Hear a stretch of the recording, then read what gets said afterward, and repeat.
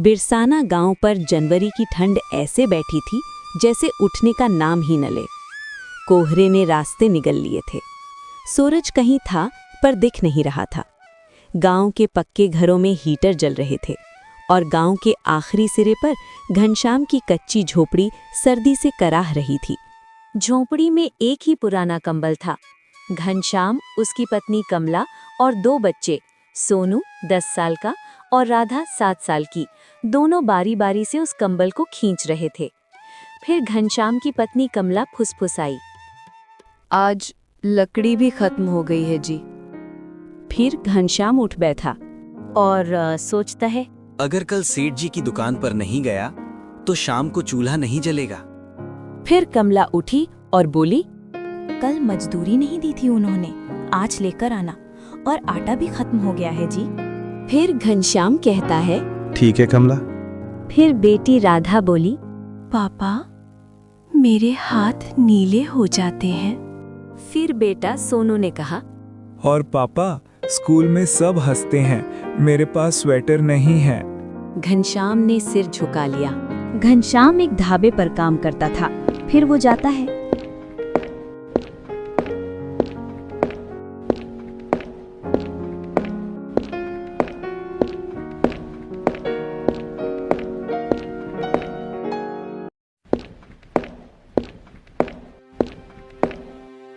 और ढाबे पर पहुंचता है। मालिक लाला हरिदत्त चिल्लाया और कहता है, बहुत लेट आए हो, अब जल्दी से काम पर लग जाओ। सब बाहर खड़े हैं तुम्हारी हाथ की चिकन बिरयानी खाने के लिए। तुम बहुत हरामखोरी करने लगे हो।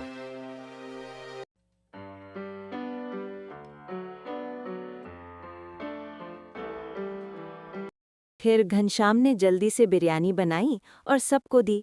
सबने बिरयानी खाई और चले गए।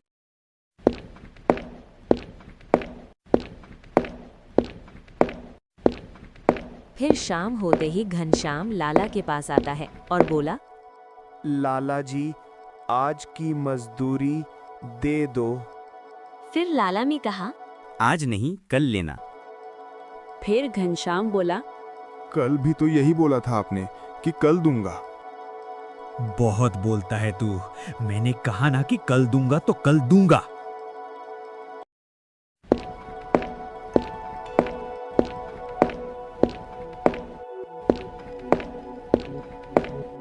फिर घनश्याम उदास होकर घर लौटता है तो देखता है चूल्हा ठंडा पड़ा था और बच्चे चुप थे। फिर कमला ने पूछा, कुछ मिला जी? फिर घनश्याम ने सिर झुका लिया। दूसरे दिन रात को सोनू कांप रहा था। कमला को बुखार चढ़ रहा था। सबकी जैसे तैसे रात कट गई। अब सुबह होती है। घनश्याम और उसे के बच्चे घर के बाहर बैठे थे। फिर घनश्याम बोला, आज ढाबे पर नहीं जाऊंगा। फिर कमला चौंकी। कैसी बात कर रहे हो जी? जब तुम काम पर नहीं जाओगे तो हम और बच्चे क्या खाएंगे? वैसे भी कल खाना नहीं खाया। फिर घनश्याम बोला, तो फिर मैं क्या करूं कमला? लाला जी से पैसे मांगता हूं तो वो आजकल करता रहता है, पैसे देता नहीं है। फिर पत्नी कमला बोले, हैं जी, जब तुम बिरयानी बना ही लेते हो तो अपना खुद की बिरयानी बनाकर बेचो। बात तो सही कह रही हो कमला, पर ये बताओ पैसे कहाँ से आएंगे? मेरे भाई से ले लेते हैं। जब हमारा काम सही चल जाए तो उसके लौटा देंगे। बात तो सही कह रही हो कमला।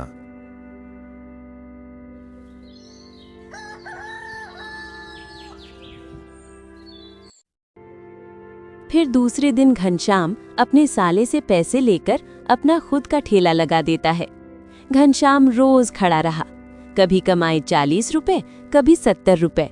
पर घनश्याम को तसल्ली थी, अब काम अपना था। फिर गांव के लोगों को पता लगा कि घनश्याम ने अपना खुद का ठेला लगा लिया है, तो सब वहीं आने लगे और लाला के ढाबे पर कोई गिराहक नहीं जा रहा होता है। फिर लाला को पता चला कि मेरे यहाँ काम करने वाले नौकर ने अपना खुद का ठेला लगा लिया है, तो दौड़ा दौड़ा चला आया।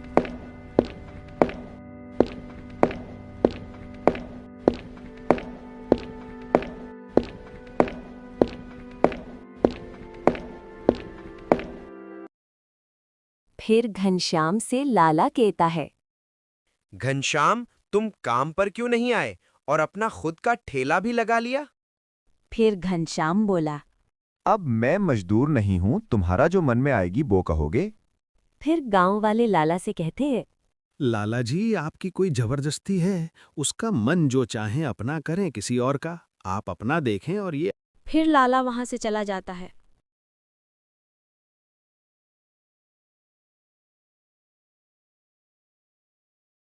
जनवरी अब भी थी, पर झोपड़ी में आग जल रही थी। घनश्याम बोला, ठंड ने मुझे कमजोर नहीं किया, उसने मुझे अपने पैरों पर खड़ा किया। कोहरा धीरे धीरे छट गया। हेलो बच्चों, ये वीडियो आपको कैसी लगी? अगर आपको ये वीडियो सही लगी तो वीडियो को लाइक और चैनल सब्सक्राइब करें। बेल आइकन जरूर प्रेस करें ताकि इस चैनल पर आने वाली वीडियो आप तक पहले पहुंचे। और कमेंट में जरूर बताओ आप ये वीडियो कहां से देख रहे हो। धन्यवाद, मिलते हैं अगली वीडियो में।